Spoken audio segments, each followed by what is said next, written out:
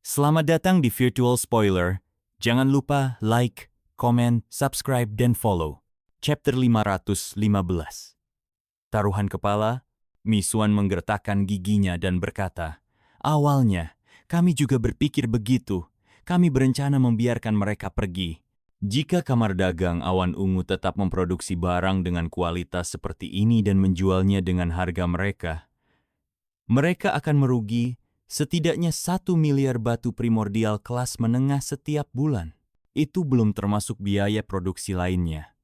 Tidak mungkin kamar dagang baru sanggup menanggung kerugian sebesar itu." Wu Chen tiba-tiba berkata, "Presiden, sepertinya kamar dagang ini hanyalah boneka dari kamar dagang badai petir. Sekarang situasinya seperti ini, kamar dagang petir jelas telah berbalik melawan kita dan bahkan berani mengancam Grandmaster Mo Huayuan. Selain itu, hanya kamar dagang angin guntur yang memiliki kekuatan cukup besar untuk melakukan persaingan sekejam ini." Mo Huayuan mengerutkan kening dan berkata dengan berat hati, "Aku tidak diancam oleh mereka. Kami hanya saling memanfaatkan. Mereka memberiku sesuatu yang tak bisa kutolak. Mereka jelas menargetkanmu, tapi ini bukan sekadar persaingan biasa," kata Yung Xiao dengan nada datar. "Teknik pemurnian yang mereka gunakan memang lebih unggul darimu, dan bahan yang mereka pilih tidak lebih mahal. Dengan kata lain, biaya produksi mereka benar-benar lebih rendah dari milikmu." Mo Huayuan terkejut. Baru saat itu ia menatap Yung Xiao dengan serius dan berkata dengan heran, "Kau mengetahuinya?" Yung Xiao meletakkan senjata tingkat tinggi yang dipegangnya dan berkata santai, "Hanya menerka." Mendengar itu, hati Mo Huayuan terasa sesak.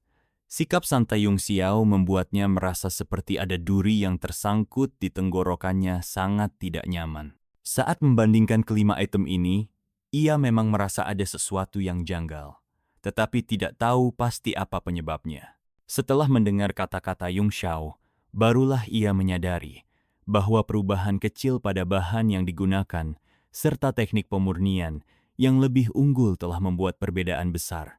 Dengan mendengus dingin, Mo Huayuan berkata, "Menerka, kenapa aku tidak bisa menebaknya, tapi kau bisa?" Yung Xiao meliriknya dengan malas dan berkata, "Bukankah dao alkimia hanya terdiri dari dua hal bahan dan teknik? Jika engkau bahkan tak bisa menebaknya, masih berani menyebut dirimu ahli? Kau!" Mo Huayuan terdiam. Ia merasa ingin meledak karena kesal, tetapi tidak tahu bagaimana harus membalasnya. "Tuan Mo, mohon jangan tersinggung. Tuan Muda Yun masih muda dan kurang memahami etika," kata Jin Xuan buru-buru. Mo Huayuan melambaikan tangannya dan menyela, "Lupakan saja. Seharusnya kamar dagang Awan Ungu memiliki alkemis sekuat aku. Kalau memang begitu, kenapa kalian repot-repot mencariku? Jika seorang alkemis tingkat 8 di tempatmu saja tidak bisa menganalisisnya, aku pun mungkin tak bisa berbuat banyak." "Itu benar." Jin Xuan mengangguk serius. "Kami memang memiliki seorang master alkemis tingkat 8. Tetapi bahkan dia tidak dapat mengidentifikasi komponen dalam produk-produk dari kamar dagang baru ini. Dialah yang menyarankan agar kami mencari Anda, karena Anda dikenal telah menguasai metode pemurnian terbalik."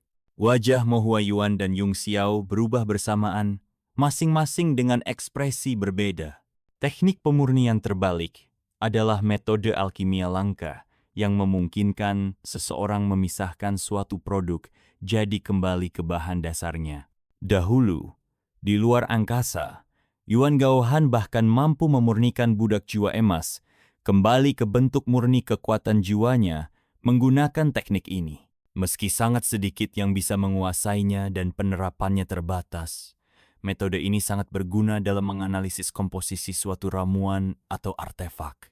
Mo Huayuan mengamati pil 4 revolusi di tangannya dengan cermat sebelum berkata, "Teknik pemurnian terbalik yang kumiliki pun terbatas. Yang lebih penting, aku tidak bisa membantumu begitu saja. Jika aku melakukannya, perjanjian antara aku dan kamar dagang Thunderwind akan batal." "Tuan Mo," Jin Xuan berkata dengan cemas, "saya mohon, setidaknya bantu kami menganalisis kelima produk ini." Kelima item tersebut adalah produk inti kamar dagang Awan Ungu. Jika mereka bisa memahami perbedaannya dan menemukan cara untuk meningkatkannya, maka masih ada harapan untuk merebut kembali pasar. Selama mereka bisa bertahan dalam 2 pertemuan berikutnya di Serikat Pedagang dan memastikan posisi kamar dagang Tianyuan tetap stabil, peluang untuk merebut kembali kendali pasar akan terbuka kembali. Apa gunanya memohon padanya, Mishuan? Yung Xiao mencibir. Kau pikir dia tidak mau membantu? Tidak, dia memang tidak mampu. Bahkan jika Yuan Gaohan sendiri yang ada di sini, dia pun takkan bisa menguraikan bahan mentah dari kelima item ini. Ekspresi Mo Huayuan berubah drastis. Beraninya engkau memanggil guruku dengan namanya. Sungguh lancang dan tidak sopan. Yuan Gaohan, ujar Yung Xiao dengan nada mengejek. Aku memanggilnya. Lalu kenapa? Mau membunuhku? Memangnya engkau punya kemampuan untuk melakukannya? Kau kurang ajar. Tubuh Mo Huayuan bergetar karena amarah. Selama ini, tidak ada yang berani memprovokasinya seperti ini. Dengan sekali pandang, dia bisa menilai bahwa Yung Xiao adalah seorang Grandmaster bela diri bintang 5. Sementara dirinya hanya bintang 1. Meskipun ia unggul dalam kekuatan jiwa, perbedaan tingkat kekuatan di antara mereka terlalu besar.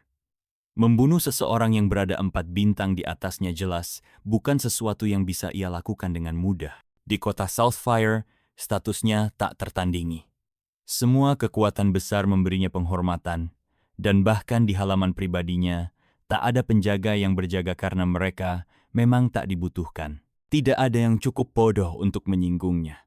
Namun, kali ini, ia berhadapan dengan Yung Xiao. Jangan coba-coba memancingku untuk bertindak. Aku tidak akan tertipu oleh trik murahanmu.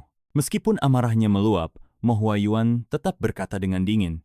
Ia yakin telah melihat niat Yung Xiao yang mencoba memprovokasinya. Tawa nyaring tiba-tiba terdengar dari dalam tablet alam dewa.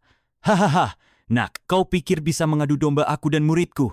Kau masih jauh dari cukup. Suara Yuan Gaohan terdengar penuh kebanggaan, jelas merasa puas dengan reaksi Mo Huayuan. Yung Xiao mengangkat satu jari dan mengayunkannya perlahan sambil mencibir. Memprovokasi? Apa engkau pikir kau layak? Lebih baik panggil Yuan Gaohan sendiri daripada hanya menggertak dengan namanya. Tapi sudahlah, kalau engkau tidak percaya padaku, bagaimana kalau kita bertaruh? Mata Mo Huayuan menyala karena marah. Wajahnya memerah, telinga dan hidungnya hampir berasap. Ia tertawa sinis. Hah, bertaruh denganmu? Apa yang kita pertaruhkan? Siapa yang lebih bodoh? Kalau begitu, aku mengaku kalah lebih dulu. Betapa bodohnya kau. Yung Xiao tersenyum mencemuh. Tak pernahkah engkau berpikir bagaimana perasaan gurumu jika melihat kelakuanmu sekarang? Taruhan kita sederhana menganalisis komposisi dari 5 senjata tingkat tinggi ini. Siapa yang bisa melakukannya lebih cepat dan lebih akurat, dialah pemenangnya. Mo Huayuan tertawa terbahak-bahak. Hahaha, kau hanya mencoba memancingku agar bertindak. Tapi setelah aku menyelesaikan analisisnya, apa yang bisa engkau lakukan? Kekalahanmu sudah pasti. Yung Xiao menatapnya dengan dingin, lalu berkata santai, kalau aku kalah, aku akan menyerahkan kepalaku padamu. Tapi jika engkau yang kalah, selama aku berada di kota Southfire, engkau harus menundukkan kepala dan mengikuti perintahku. Bagaimana? Sebagai murid Yuan Gaohan, tidakkah engkau ingin membuat gurumu bangga? Jantung Mo Huayuan berdegup kencang. Matanya membelalak kaget. Apa yang kau katakan? Jika engkau kalah, engkau akan menyerahkan nyawamu. Kau benar-benar berpikir bisa mengalahkanku? Kemarahan yang semula membakar dadanya perlahan menghilang, digantikan oleh keterkejutan dan keraguan. Sikap Yung Xiao sama sekali tidak menunjukkan keberanian yang gegabah. Di balik ekspresi santainya, ada kepercayaan diri yang sulit dijelaskan. Sebagai seorang alkemis tingkat 8, meskipun Mo Huayuan tidak bisa melihat dengan jelas kekuatan sejati Yung Xiao, dia bisa merasakan bahwa pemuda ini bukan orang biasa.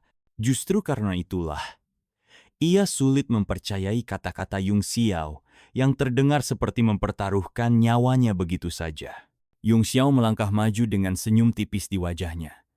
Jadi, bagaimana? Berani bertaruh denganku?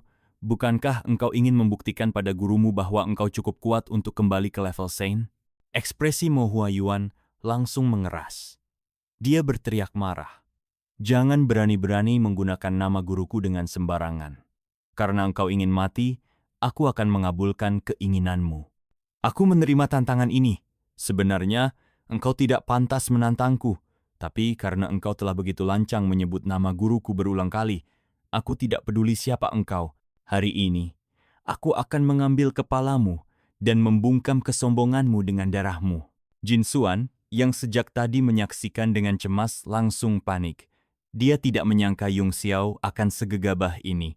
Dan kini situasinya sudah berkembang begitu jauh. Dengan buru-buru, ia mencoba menengahi. Tuan Mo, Tuan Muda Yun adalah... Tak perlu berkata apa-apa lagi. Aku sudah menerima tantangannya. Mo Huayuan mengibaskan tangannya, menghentikan Jin Xuan bicara. Dengan kepala terangkat tinggi, ia berkata dengan penuh keyakinan, "Katakan, bagaimana engkau ingin kita bertanding?" Jin Xuan hanya bisa menghela napas dalam hati. Rasa putus asa mulai menguasainya. Seandainya ia tahu ini akan terjadi, ia tidak akan membawa Yung Xiao ke sini. Sekarang, jika sesuatu terjadi pada Yung Xiao, dampaknya akan sangat besar. Dua pertemuan dagang yang akan datang bisa berantakan. Dan jika kamar dagang Tianyuan runtuh, mereka tidak akan punya tempat untuk berpijak. Suara Yuan Gaohan terdengar dari dalam tablet alam dewa, dipenuhi keterkejutan. Li Yung Xiao, kau benar-benar ingin bertanding dengan muridku dan mempertaruhkan kepalamu. Apa kau sedang merencanakan sesuatu? Dia tidak bisa membayangkan Yung Xiao bisa mengalahkan muridnya. Mengingat kelicikan bocah itu, dia langsung mendengus dan berkata, "Aku tidak peduli trik apa yang kau mainkan, tapi jangan coba-coba mencelakai muridku." Yung Xiao mengirim transmisi suara dan mendengus dingin. "Buka matamu lebar-lebar dan lihat bagaimana aku mengalahkannya. Kekuatan jiwa yang tinggi bukan satu-satunya faktor penentu. Muridmu baru saja melangkah ke tingkat 8, jadi biarkan aku memberinya sedikit pelajaran. Gratis." "Kau," Yuan Gaohan tak bisa berkata-kata. Yung Xiao memang memahami inti permasalahannya menguasai dao sihir. Bukan hanya soal kekuatan jiwa, tetapi juga pemahaman mendalam terhadap teknik dan prinsip dasarnya. Meski muridnya adalah seorang alkemis tingkat 8 dan telah banyak belajar darinya, dia tetap merasa was-was. Sementara itu, suasana semakin tegang.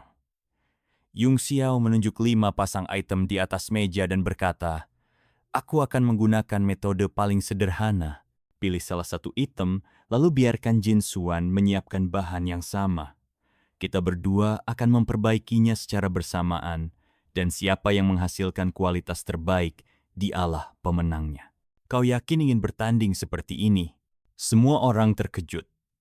Dengan cara ini, tak akan ada celah untuk kecurangan. Pertarungan ini benar-benar menguji keterampilan alkemis secara keseluruhan. Jika Yung Xiao menang, itu akan menjadi bukti mutlak bahwa tekniknya berada di atas Mo Huayuan. Yuan Gaohan pun terkejut. Wajahnya berubah serius saat ia berpikir, anak ini pasti merencanakan sesuatu. Tapi trik apa yang akan dia gunakan kali ini? Bisakah Huayuan menghadapinya? Dia merasa khawatir. Tetapi di saat yang sama, ada sedikit rasa penasaran. Dia ingin melihat sejauh mana kemampuan murid. "Baiklah, sangat baik." Mo Huayuan menatap tajam ke arah Yung Xiao, amarahnya semakin memuncak. "Berani sekali engkau mempermainkanku. Kalau begitu, aku akan bermain sampai akhir. Ini pilihanmu sendiri. Jadi jangan menyesal nanti." Dengan ekspresi dingin, dia mengeluarkan sebuah belati indah, lalu menancapkannya di atas meja. "Ini adalah belati mutiara beku yang diberikan tuanku padaku. Aku akan menggunakannya untuk mengambil kepalamu nanti." Terima kasih sudah mendengarkan Virtual Spoiler. Sampai jumpa di pembahasan berikutnya.